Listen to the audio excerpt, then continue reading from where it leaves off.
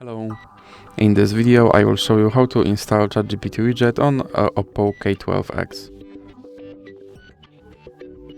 So you have to start by opening your Google Play Store, then click on search bar and type in Wally AI and click search, and now click install.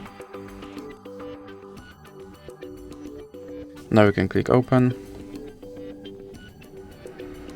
and here click on this button to skip introduction, then click not now, and now click on open permissions. Then click on AI assistant, and here you have to allow this app to display over other apps and go back. Now you can go back again and click start. And as you can see, here is my ChatGPT widget, so you can open him and you can tell him to do something.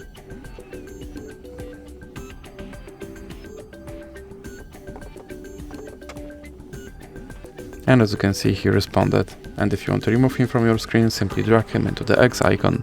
So that's it for this video. If you liked it, please remember to leave a like and subscribe.